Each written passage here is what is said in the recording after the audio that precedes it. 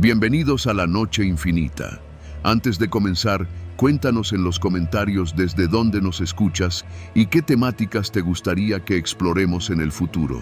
Leemos cada mensaje con atención y siempre tomamos en cuenta sus sugerencias para los próximos relatos. Sin nada más que decir, comencemos. Nunca quise hacer ese viaje solo, pero era eso o perder el trabajo. Mi jefe me lo pidió con ese tono que no deja lugar a negociación. Llevar una camioneta desde Tijuana hasta Mexicali, pasar la noche allá y regresar al día siguiente con unos documentos importantes. Te pago el hospedaje y la gasolina, dijo, pero lo que no dijo fue, vas a cruzar solo por la rumorosa de noche. Salí de Tijuana cuando ya eran casi las 10 de la noche. Cargué un termo con café y pasé a un Oxxo por unas botellas de agua y un paquete de galletas. Llené el tanque en la última gasolinera antes de adentrarme en el tramo federal. No había tráfico.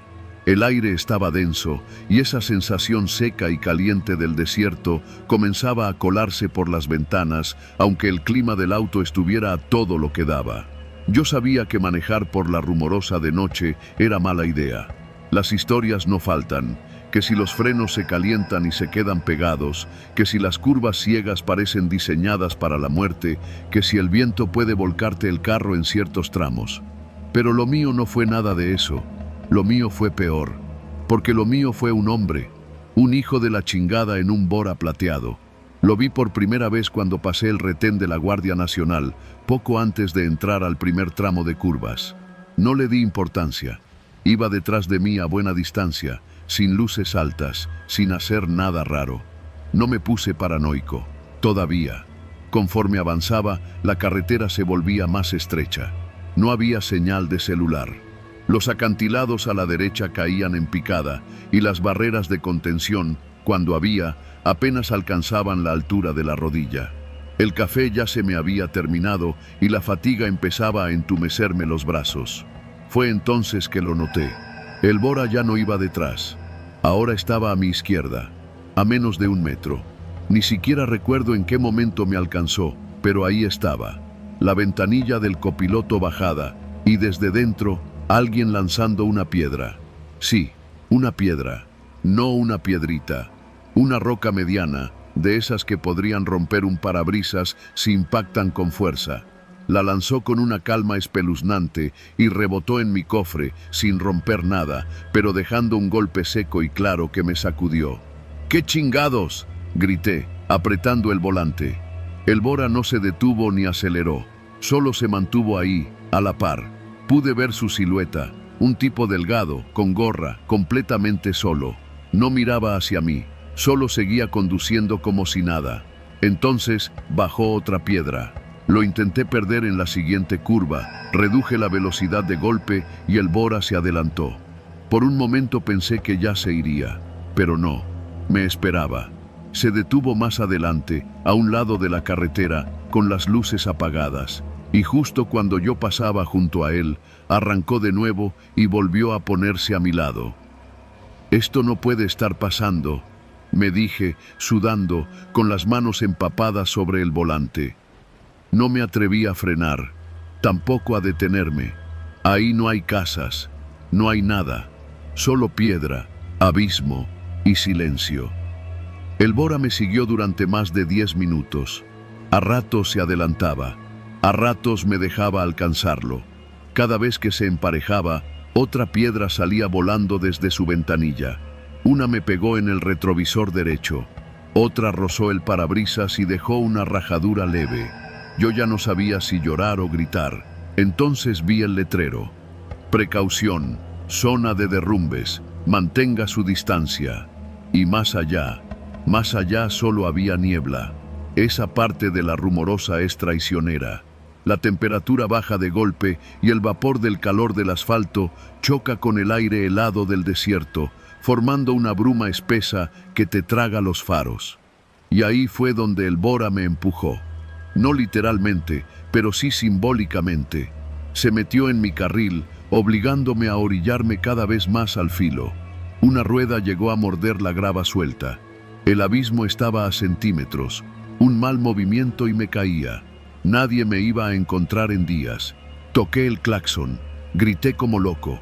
El tipo, impasible, solo extendía la mano por la ventana, con otra piedra, como si fuera parte de un ritual, como si estuviera midiendo el momento exacto para tirarme.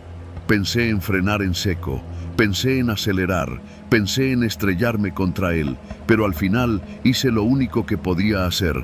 Me fui hacia la izquierda en una curva peligrosa y lo pasé por el acotamiento. El carro derrapó un poco, pero logré controlarlo. Pasé raspando la carrocería del Bora, escuché el rechinido del metal y me fui. No sé cómo no me estrellé. Solo sé que cuando miré por el retrovisor, el Bora ya no venía detrás. Lo había perdido. O eso pensé. 20 minutos después, ya en el tramo recto antes de llegar a la caseta de La Rumorosa, lo vi de nuevo. Estacionado, con las luces apagadas, y esta vez no esperó. Cuando me vio acercarme, salió disparado. Se metió detrás de mí y me siguió hasta la caseta. No quise parar. Me brinqué la fila, le pagué al tipo de la caseta casi sin detenerme y me fui directo a Mexicali sin mirar atrás. Llegué a mi hotel casi a las 2 de la madrugada. Dejé la camioneta en el estacionamiento y entré directo al baño, con las manos temblando. No podía dejar de ver mi reflejo en el espejo, buscando explicaciones. ¿Quién era ese cabrón? ¿Por qué yo? Revisé la carrocería al día siguiente. El golpe lateral estaba ahí. También los restos de piedra en el cofre. No lo imaginé. No fue el cansancio. No fue una alucinación. Fue real. La policía me dijo que no podían hacer mucho. Que sin placas, sin evidencia, sin video, no había forma. Me sugirieron no manejar de noche por esa zona. Han pasado varios meses. Ya no hago viajes largos. Cuando puedo, evito manejar del todo. Pero a veces, cuando salgo a la tienda o me detengo en un semáforo, veo un Bora plateado a lo lejos y no puedo evitarlo. El corazón se me va a la garganta, porque no sé si es él, pero siento que todavía me está buscando.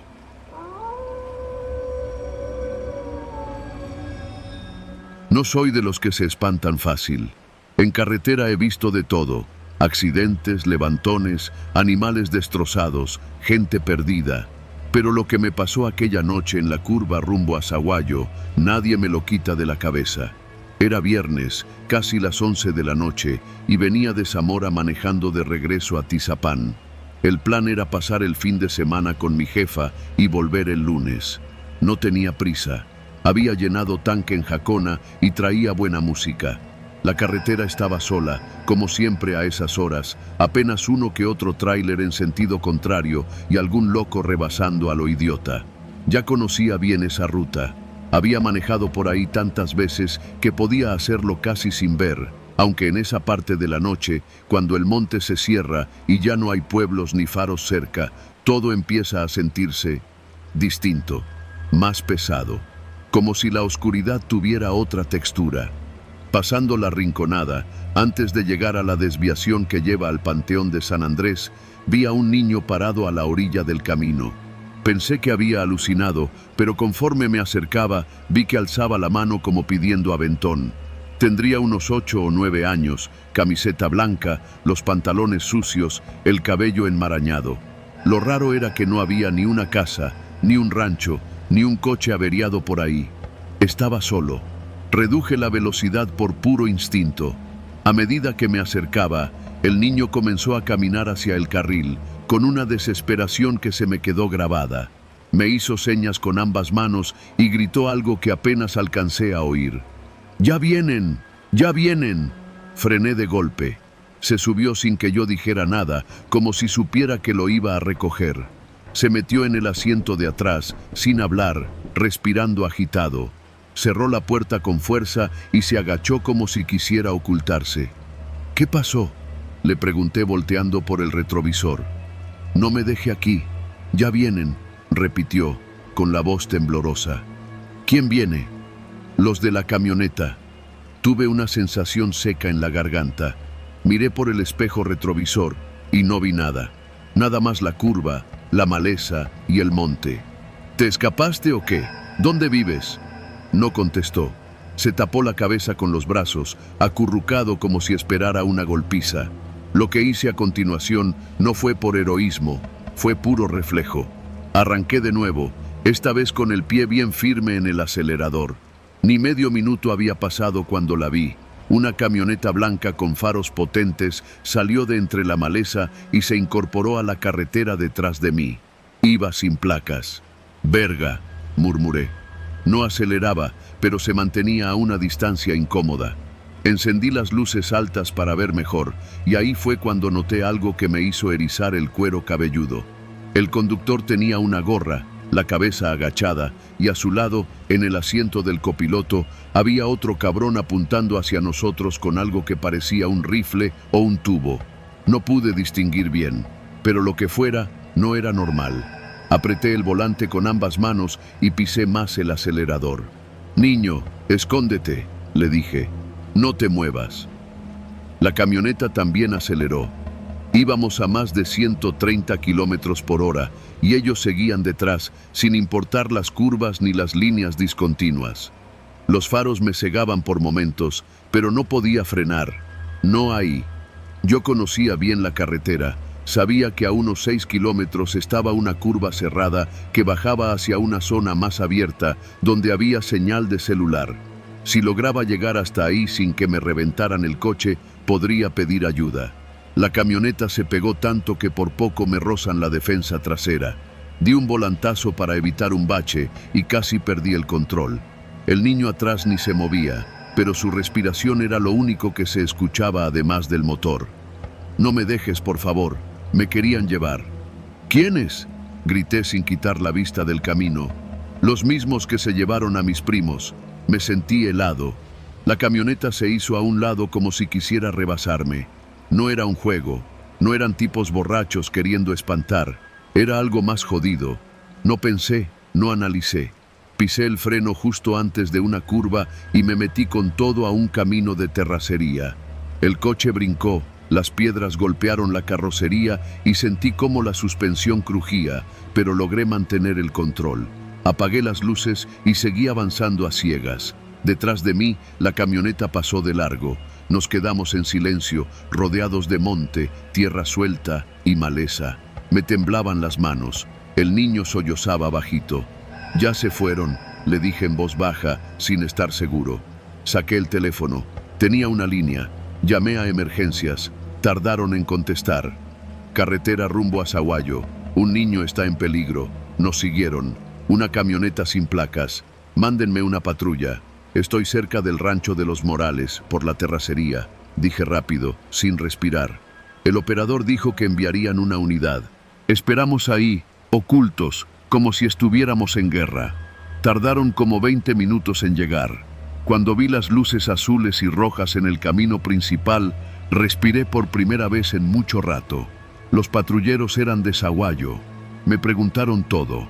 El niño no hablaba mucho, solo decía que se había escapado cuando lo iban a subir a una camioneta, que a sus primos los habían desaparecido meses antes en una feria, que nadie había hecho nada. No sabía su dirección ni su apellido.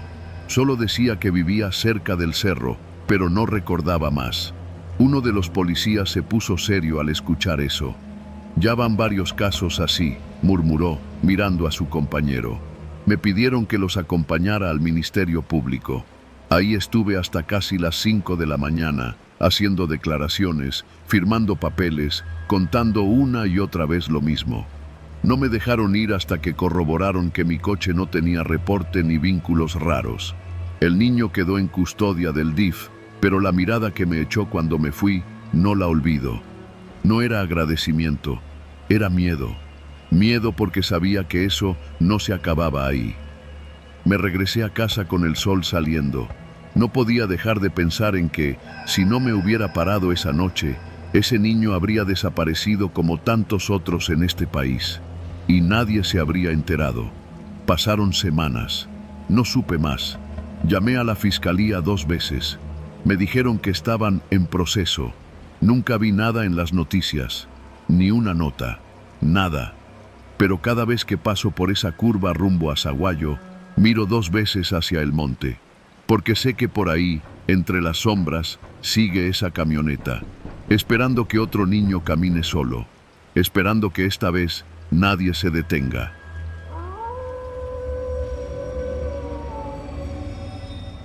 Siempre me ha gustado manejar de noche. No hay tanto tráfico, el aire es más fresco y el silencio de la carretera tiene algo que te pone a pensar, a reflexionar o a imaginar cosas que tal vez no deberías.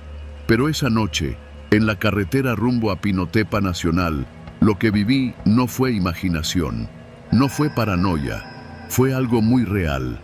Salí de la ciudad de Oaxaca pasadas las 10 de la noche. Había ido a dejar una carga de productos agrícolas y ya de regreso, la camioneta venía vacía, solo con el polvo del camino pegado al parabrisas y un par de garrafones de agua en la parte trasera. Mi esposa me había dicho que no me regresara tan tarde, pero no quería dormir en la camioneta ni pagar un hotelucho por solo unas horas. La carretera la conocía bien. Sabía dónde estaban los baches, los tramos en reparación y hasta los ranchitos con su luz de foco colgando. Nada me parecía peligroso. Eso creía. Pasando el entronque de Yamiltepec, unos 20 kilómetros antes de Pinotepa, noté algo raro. A lo lejos se veían luces intermitentes, como si fuera un retén. Reduje la velocidad, pensando que tal vez eran soldados o la Guardia Nacional. No era raro en esas zonas, pero conforme me acercaba, algo no cuadraba. No había patrullas, no había conos, solo una camioneta vieja, de esas Ford noventeras, atravesada en el camino, con las luces altas encendidas y un par de tambores plásticos naranjas a los lados. Me frené casi por completo. En medio de la carretera había un tipo con un chaleco reflejante, pero no tenía uniforme. En lugar de eso, traía una camisa de mezclilla y gorra. A su lado había otros 4 hombres, uno con una lámpara de esas de cabeza, otro con un tubo metálico y 2 más con palos. No llevaban insignias ni armas visibles, pero la actitud era clara. Eran locales. Un retén ciudadano, como les dicen. Yo ya había oído de eso.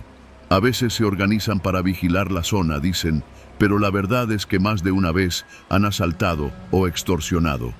Me sudaban las manos. El tipo de la gorra me hizo señas con la mano. No podía dar vuelta. Estaba solo, en plena oscuridad. No había señal en el celular. Si me echaba de reversa, igual podían seguirme. Bajé la ventanilla apenas un poco. «Buenas noches», dije, con voz firme pero educada. «¿Todo bien?» «Documentos, carnal», me respondió uno, sin siquiera saludar. Tenía los ojos brillosos. Tal vez estaba drogado o borracho. «Sí, claro», respondí, entregando la copia laminada de la tarjeta de circulación y mi licencia. «¿Algún problema?» Él miró los papeles sin mucho interés. Otro se acercó a revisar la parte trasera de la camioneta. Golpeó con la mano el portón. «¿Vienes vacío?» «Sí, regreso de Oaxaca. Entregué una carga esta tarde». «A ver, bájate», dijo el de la lámpara. «¿Perdón?» «Que te bajes. Vamos a revisar bien. Ya sabes cómo está la cosa. Seguridad». Con el corazón latiéndome en el cuello, bajé. Uno de ellos me palmeó los bolsillos del pantalón. No estaba revisando por armas. Estaba buscando la cartera. Cuando la sintió, sonrió. «¿Y eso qué traes?», preguntó, como si fuera una broma. Saqué la cartera y la abrí. «Llevo poco, solo lo del camino». «A ver, déjalo ahí, encima del cofre». Hice lo que me pidió. Los otros 4 ya me rodeaban. Uno incluso dio un golpecito con el tubo contra el suelo, como si quisiera que yo supiera que no estaba jugando. «Mira, compa, así te lo voy a decir», me dijo el de la gorra, con tono amistoso pero tenso. «Esta zona es caliente. Aquí no pasa cualquiera. Nosotros cuidamos el pueblo. Así que pues, una cooperación. Algo para la seguridad, ¿me entiendes?» «¿Cuánto?» «Lo que tú creas justo», me dijo. «Pero, que sea justo, ¿sí?» Sabía que cualquier cantidad les iba a parecer poca. Revisé mi cartera.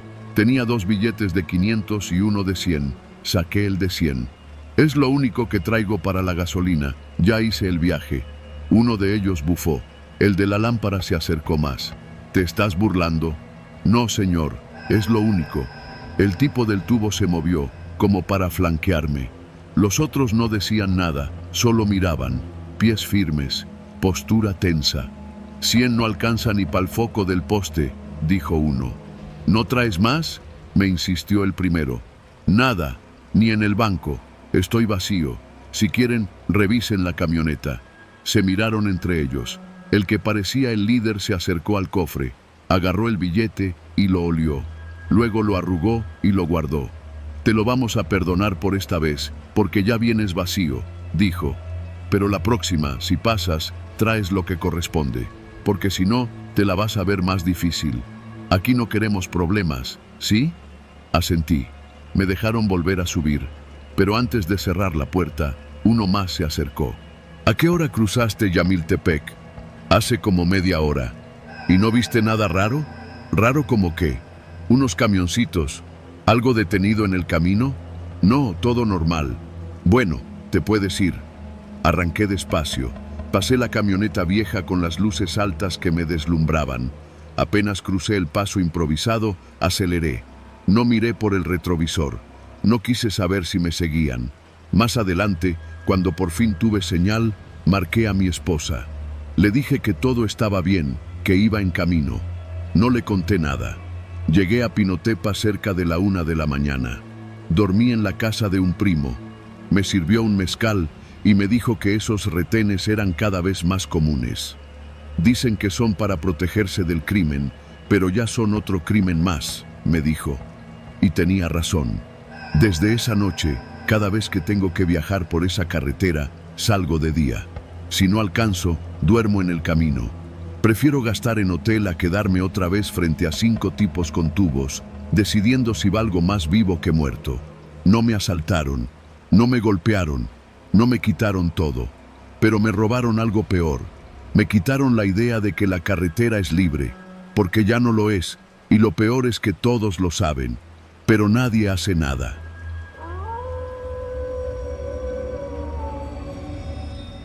Me llamo Andrés, soy maestro rural.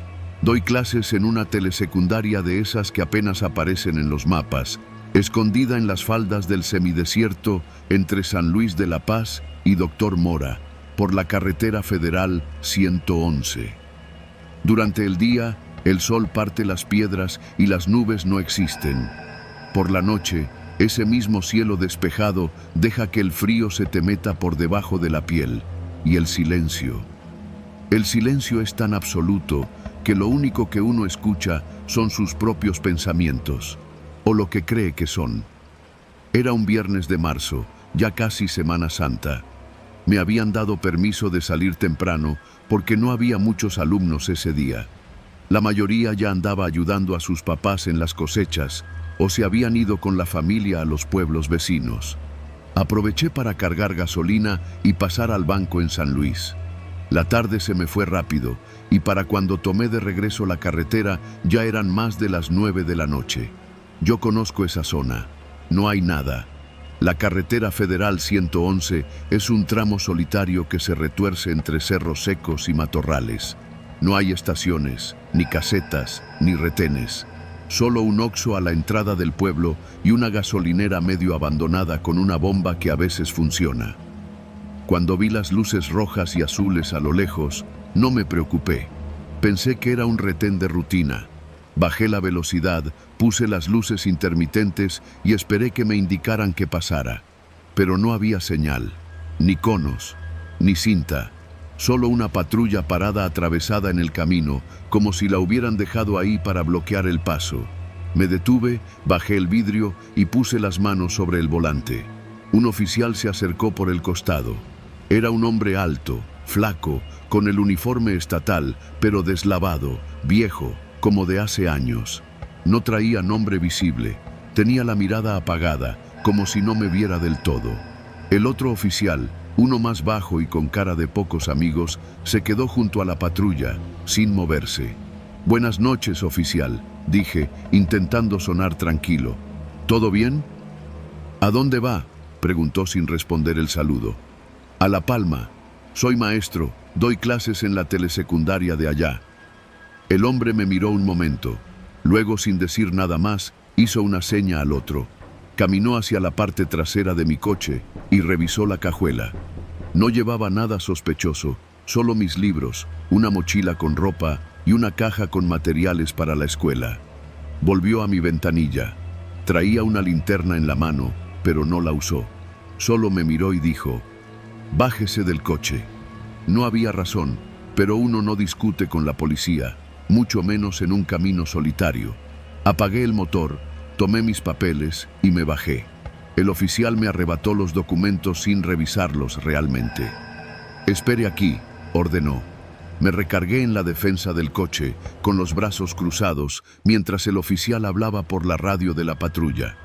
Pero fue ahí cuando noté algo que no me cuadró. La radio no emitía estática. No parpadeaba la luz de transmisión. No había sonido alguno. Solo movía los labios, como si fingiera que hablaba. El otro oficial, el que se había quedado parado desde el principio, se acercó. Traía en la mano unas esposas. No me preguntes cómo lo vi tan claramente en la penumbra, pero lo noté de inmediato. Estaban manchadas. No era óxido, no era mugre, era sangre, seca y negra en las ranuras del metal. «¿Cuál es el motivo, oficiales?», pregunté, dando un paso atrás. «Revisión de rutina», respondió el primero, sin mirarme a los ojos. «¿Con esposas?». No respondieron. El alto hizo una seña. El otro caminó hacia mí. Corrí. No lo pensé. Me lancé al monte, sin importar las piedras ni los matorrales. Escuché los gritos detrás de mí, pasos torpes, pero no disparos. Por un momento creí que me iban a alcanzar, pero se detuvieron. No me siguieron más allá de la carretera. Me escondí entre unos arbustos durante horas, temblando de frío, sin saber si estaban esperándome para llevarme o algo peor. A las 3 de la madrugada, cuando ya no veía las luces de la patrulla y el silencio volvía a reinar, regresé al camino arrastrándome, con miedo de lo que iba a encontrar. Mi coche seguía ahí, con la puerta del conductor abierta y las luces apagadas. La patrulla ya no estaba. No había huellas de llantas. No había rastro alguno. Encendí el coche con manos temblorosas y conduje hasta La Palma sin detenerme. No volví a tomar esa carretera de noche. Nunca. Conté lo que me pasó al director de la escuela. Me dijo que no era el primero al que le ocurría algo así, que otros maestros habían mencionado a patrullas fantasma, pero que no eran fantasmas, eran otras cosas. Hombres con uniforme viejo, armas sin número de serie, sin placas, sin radios, que detenían vehículos en mitad del desierto, siempre por la noche. Uno de esos maestros desapareció en el 2017. Nunca lo encontraron. Desde esa noche, cada vez que paso por esa zona y veo una patrulla a lo lejos, me aseguro de que tenga placas, que sus luces estén activas, que el oficial hable por radio y, si veo las esposas, que estén limpias. Porque esa noche aprendí algo. Los verdaderos fantasmas no flotan ni desaparecen en el aire. Manejan patrullas viejas, fingen ser ley y cazan en caminos donde nadie puede oír tus gritos. Y nadie, absolutamente nadie, los detiene.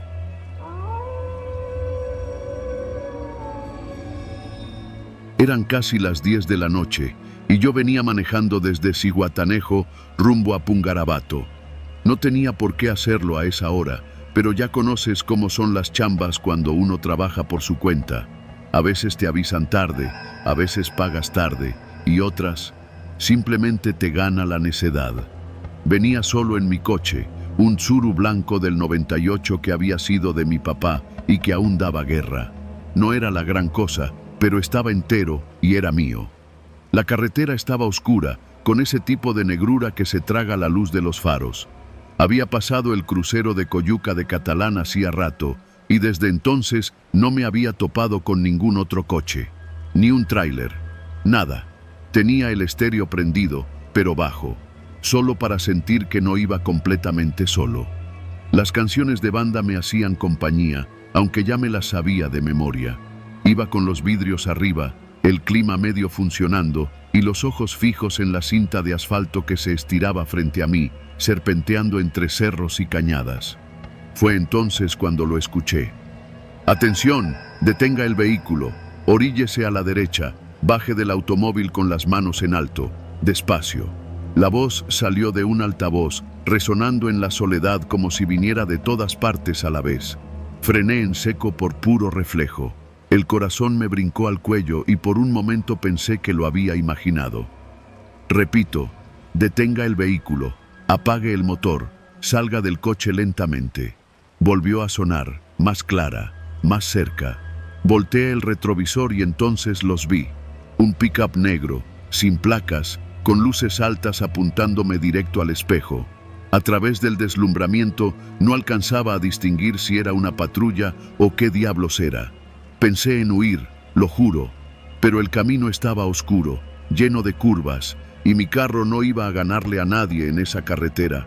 Además, si eran policías de verdad y me daba a la fuga, peor. Pero si eran lo otro, no sabía qué hacer. Me quedé con las manos en el volante, temblando. En eso, la voz sonó una vez más. Con las manos a la vista, apague el motor. El sudor me escurrió por la espalda. Apagué el carro con la mano izquierda. La otra seguía bien visible, temblando sobre el volante. Entonces vi cómo la luz del pick-up cambiaba. Se bajaron dos hombres. Uno traía una lámpara grande y el otro algo que parecía un rifle. No parecía. Era un R-15, de esos que uno solo ve en las noticias. Vestían de negro, con pasamontañas. No eran policías. Y yo estaba solo, en medio de la carretera. Sal del carro, despacio, dijo uno de ellos, ahora ya sin el altavoz. Lo gritó. Su voz era clara, seca. No me moví. Te estoy hablando. Sal del coche con las manos arriba. Entonces algo en mi cabeza me dijo que no me moviera, que no hiciera caso. Tal vez fue instinto, tal vez fue miedo, pero algo me lo gritaba por dentro. No bajes del carro. Así que me quedé quieto, como estatua. Uno de ellos se acercó al coche. Caminó despacio, rodeando por el lado del copiloto. Con la lámpara me apuntó directo al rostro. No podía ver su cara por el pasamontañas, pero sentí cómo me escaneaba. Me revisó, me juzgó. ¿A qué te dedicas, carnal?, preguntó, golpeando la ventana con los nudillos. No respondí. ¿Vives por aquí? Seguía sin contestar. El miedo me tenía mudo. ¿No quieres hablar, cabrón?, dijo, más molesto, y golpeó de nuevo, esta vez más fuerte. El que traía el arma se acercó también, por mi lado. Levantó el rifle y lo apuntó al cofre. Lo bajamos, güey, a la verga. Espera, dijo el de la lámpara. Este vato trae cara de que sí se caga si le hablas fuerte. Nomás míralo.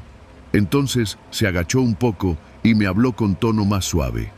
¿Vienes de Zihuatanejo? ¿De Petatlán? ¿Eres de por aquí? ¿Tienes familia en Pungarabato? Tragué saliva. Algo me decía que no respondiera, que cualquier cosa podía ser usada en mi contra, literal. Mira, nomás queremos saber quién eres. ¿A qué vienes? Está pesado el camino, carnal. No andamos deteniendo a cualquiera. El otro ya tenía el dedo en el gatillo. Lo vi. No era un juego. Entonces, no sé cómo, me salió la voz. Soy mecánico. Me llamo Javier. Voy a ver a un cliente. Le tengo que entregar una pieza. Me habló en la tarde, que era urgente. No más eso. La respuesta salió cortada, nerviosa, pero verdadera. Los dos se miraron. El de la lámpara se levantó, como evaluando mi historia. ¿Y por qué tan noche? Porque el cabrón paga bien, dije, sin pensar mucho. Me dijo que si llegaba hoy, me daba 1000 más. Silencio. ¿Llevas la pieza en el carro? Asentí. El de la lámpara se alejó un poco y habló por radio. Alcancé a escuchar que decía, ya lo tenemos, revisando. En ese momento sentí que el tiempo se detenía. El que traía el arma no dejaba de apuntarme. Me ardían los ojos. El sudor me caía por las cejas. Las manos clavadas al volante me dolían de tanto apretarlas. «Ábrele la cajuela», dijo al fin el de la lámpara. «No traigo control. Se abre con llave». Mentí. La verdad, no quería mover las manos. El tipo se acercó al cristal de nuevo. «Dámela». Metí la mano al bolsillo del pantalón lo más despacio que pude. Se la extendí por la ventanilla. La tomó y caminó hacia atrás. Abrí tantito el retrovisor y lo vi. Abrió la cajuela. Se quedó mirando unos segundos. «Aquí está. Una bomba de agua», dijo. «¿Del cliente?», preguntó el del rifle. «Sí, está nueva, envuelta». Se quedaron en silencio. «Va», dijo el que tenía el arma. Bajó el rifle, pero no lo colgó. Perdona, carnal, no es contigo. Está caliente el camino. Hay mucha rata suelta. Sigue tu camino, mecánico, añadió el otro. Pero mejor no te pares hasta que llegues. ¿Sí? Asentí. Dejaron las llaves sobre el cofre. Retrocedieron al pick-up. Yo no me moví hasta que los vi alejarse. Encendí el motor con manos temblorosas. Las luces del pick-up desaparecieron tras una curva. No venían identificados, no tenían logotipos, no traían placas, pero actuaban como si fueran los dueños del camino. Tal vez lo eran. Seguí manejando hasta que llegué a Ciudad Altamirano. No me detuve ni para mear. Llegué con el cliente, un viejo amigo de la familia, y le entregué la pieza. No le dije nada. A la mañana siguiente me fui de ahí. Nunca volví a tomar trabajos nocturnos en esa región. Y cada vez que alguien me dice, es solo una carretera, yo recuerdo esa voz por el altavoz. Esa orden que me partió en dos. Sal del coche con las manos arriba. Desde entonces, cada vez que me encuentro en una carretera sola, con los faros llenando el mundo y el motor zumbando suave, me pregunto si esa noche, por cualquier detalle más, habría terminado muerto o desaparecido.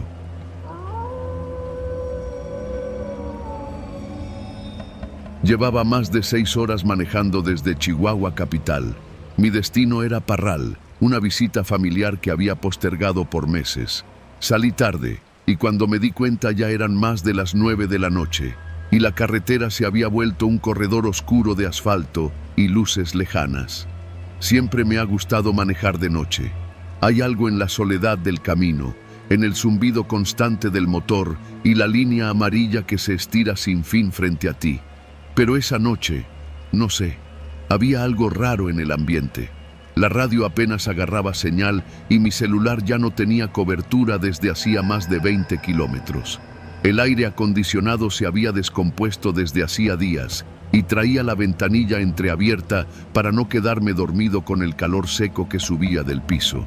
Justo pasaba por un tramo solitario, cerca de un pequeño poblado que apenas si tenía nombre en el mapa, cuando lo vi. Un auto negro, polarizado, que se me emparejó sin aviso. No venía rápido ni me rebasó, simplemente se puso a mi lado, a la par. Al principio no pensé mal. Tal vez solo era coincidencia. Pero lo que me inquietó fue que no pasaba ni se quedaba atrás, solo se mantenía a mi lado, como si quisiera que lo notara. Bajé un poco la música por si acaso, y entonces pasó. Desde la ventana del copiloto de ese coche polarizado, una mano se asomó, no saludando, no haciendo señas para pasar, solo señalando hacia mí. Y después, como si hubiera esperado el momento justo, una voz masculina, ronca, directa, fuerte, gritó desde el coche: «Bájale al vidrio, carnal, nomás queremos platicar». Me paralicé. No sabía si me hablaban a mí o si era un malentendido. Pero no había nadie más en kilómetros. Era para mí. Me quedé viendo al frente, fingiendo que no había escuchado, aunque el corazón ya me latía como tambor en la garganta. El auto se adelantó unos metros. Podía haber seguido su camino, pero frenó en seco, ahí, en medio de la carretera, como si fuera dueño del camino. Yo también frené, obligado. Me detuve a unos 5 metros de su defensa trasera. «Piensa rápido», me dije. Revisé por el retrovisor. Oscuridad absoluta. Volver no era opción. A la izquierda, monte. A la derecha, más monte. Y frente a mí, el coche negro con las luces intermitentes encendidas. El conductor bajó. Alto, delgado, con gorra y camisa de cuadros. Caminó despacio hacia mi coche. El interior del suyo seguía oscuro, pero juraría que había al menos otras 2 personas adentro. Cuando estuvo a mi lado, tocó la ventana. «Bájale, hermano, no te vamos a hacer nada, es nomás una pregunta». No obedecí. La mano en el cristal insistió, esta vez con más fuerza. «Nomás queremos platicar, pa». «¿O qué? ¿Te da miedo o qué?» Sentí que el aire se ponía denso. El sudor comenzaba a escurrirme por la nuca. No contesté, no bajé la ventana. Tenía las puertas cerradas y los seguros puestos. Lo miré de reojo. No tenía rostro violento. Era más la actitud lo que me ponía alerta, como alguien que ha hecho esto antes, que sabe cómo manipular. El tipo dio unos pasos hacia el cofre. Luego se giró y golpeó con fuerza el capó. «Bájale, cabrón, no te estoy preguntando». Fue cuando mi instinto se encendió. Metí cambio, giré el volante y di un volantazo hacia la brecha del monte. El coche saltó, las piedras crujieron bajo las llantas y los faros comenzaron a sacudirse como locos. Corrí entre arbustos y tierra suelta, mientras el tipo gritaba detrás de mí. Lo último que vi por el retrovisor fue que volvió a su coche y arrancaron en mi dirección. No sé cómo, pero logré avanzar por la brecha unos 200 metros. El polvo me envolvía, el volante temblaba, las ramas golpeaban los costados del coche. Finalmente me metí entre dos arbustos grandes y apagué todo. Luces, motor, incluso me incliné hacia el asiento del copiloto para no ser visible. Esperé. Pasaron tal vez 5 minutos eternos. Luego vi las luces. El auto negro pasó lentamente por la carretera. No se detuvieron. Parecía que no me habían visto, pero no me moví. Esperé casi media hora, sin hacer ruido, sin moverme, solo escuchando los grillos, los ruidos del campo y mi propia respiración. Cuando sentí que era seguro, prendí el coche otra vez y regresé a la carretera, yendo lento, con las luces apagadas. Después de un par de kilómetros, ya con los nervios más templados, volví a encender los faros. No había rastro del auto, ni en retrovisores, ni más adelante. Pero el susto seguía en el cuerpo, como si me acabaran de jalar del borde de un abismo. Llegué a Parral pasada la medianoche. No fui directo a casa de mi familia. Fui a una gasolinera, pedí un café cargado y me senté en la banqueta. Le conté al encargado lo que me había pasado. Solo negó con la cabeza y me dijo: «Esa carretera está bien caliente, carnal. De noche no hay que pararse. A varios les ha pasado algo parecido. A veces es para robarte, otras, quién sabe, pero siempre empieza igual. Nomás queremos platicar». Esa frase me taladró el cerebro, porque no se trata solo de miedo, es manipulación. Buscan que bajes la guardia, que creas que puedes controlar la situación. No volví a manejar de noche por esa ruta, y cada vez que alguien me dice que va a Parral de noche, le digo lo mismo: no bajes el vidrio, no platiques, no frenes, porque no están buscando conversación, están buscando oportunidad, y si les das una, tal vez no vivas para contarla.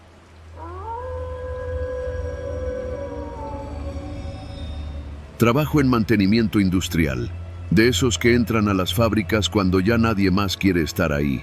La mayoría de las veces hago traslados nocturnos porque me gusta evitar el tráfico y porque me relaja conducir con la carretera medio vacía y la música a buen volumen. Pero esa noche no me relajé. Esa noche algo cambió. Era un viernes de finales de octubre y venía regresando de una planta en Minatitlán. Ya había anochecido cuando salí, así que me detuve en una gasolinera que está a las afueras de Acayucán, justo donde empieza el tramo largo y recto de la carretera federal 180D. Me gusta cargar ahí porque además del Oxxo, tienen baños limpios y venden café decente. Eran como las 9 de la noche. Había poca gente. Solo un tráiler cargando diésel y una camioneta blanca estacionada cerca de la tienda. No le presté atención. Pedí el tanque lleno, usé el baño y me compré un sándwich, un Gatorade y una bolsita de cacahuates. Estaba cansado pero bien. Aún me faltaban 2 horas y media hasta llegar a mi casa en Veracruz Puerto, pero estaba acostumbrado. Salí tranquilo. Encendí el estéreo, subí un poco el volumen y tomé la carretera.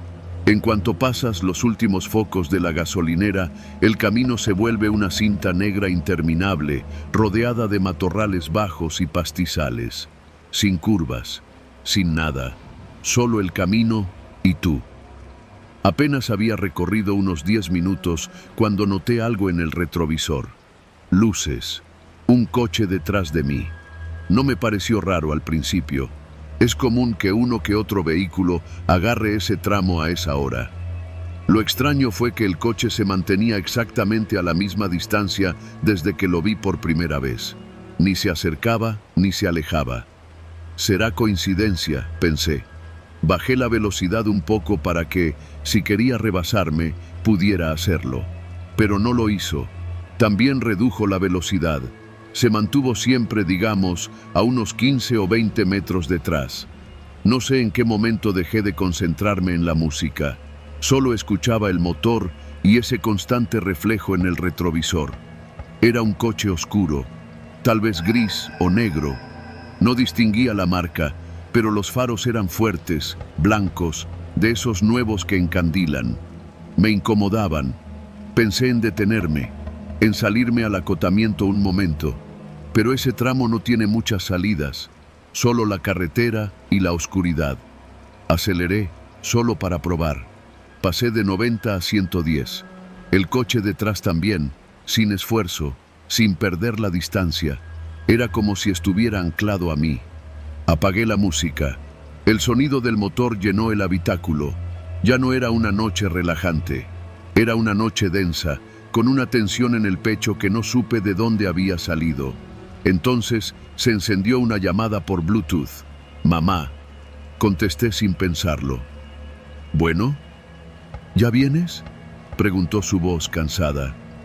«Sí, ya salí hace como 20 minutos. ¿Todo bien?». «Sí». Dudé. «Bueno, sí, solo hay un coche que me viene siguiendo, desde la gasolinera». Ella no respondió de inmediato. Solo escuché el zumbido de la línea. «¿Te rebasó?», preguntó por fin. «No, y eso es lo que me preocupa. Está siempre a la misma distancia, como si no quisiera pasarme, solo estar ahí. ¿Puedes salirte en la próxima caseta?». Eso pensaba. La de Cosoleacaque está como en 20 minutos. «No te detengas, no pares en ningún lado solitario, ve directo a esa caseta y no voltees». «¿Cómo que no voltee?». «No me preguntes, solo hazlo». No me gustó su tono. Conozco a mi madre, no es miedosa, no es de esas personas que se sugestiona fácilmente. Algo le hizo decir eso. Algo en su voz me puso más nervioso de lo que ya estaba. Colgué. Me fijé en los espejos laterales. El coche seguía ahí. Mismo ritmo, misma distancia. Apreté el volante. Sudaba. Estaba seguro de que si pisaba el freno de golpe, él también frenaría. Si giraba el volante al acotamiento, él haría lo mismo, como un espejo. Pero no podía confirmarlo, porque no iba a frenar, ni iba a detenerme. Pasaron otros 10 minutos. El camino era una copia de sí mismo, recto, sin señalamientos, sin vida. Solo nosotros dos. Empecé a notar que mis manos se entumecían. Llevaba los nudillos tan apretados que el cosquilleo me subía por los brazos. La tensión me estaba ganando. Vi una salida secundaria. Era de terracería, un acceso a un rancho. Pensé en tomarla, en perderlo, pero no lo hice. Seguí recto. Mejor llegar a la caseta. Luz, gente, cámaras, lo que fuera.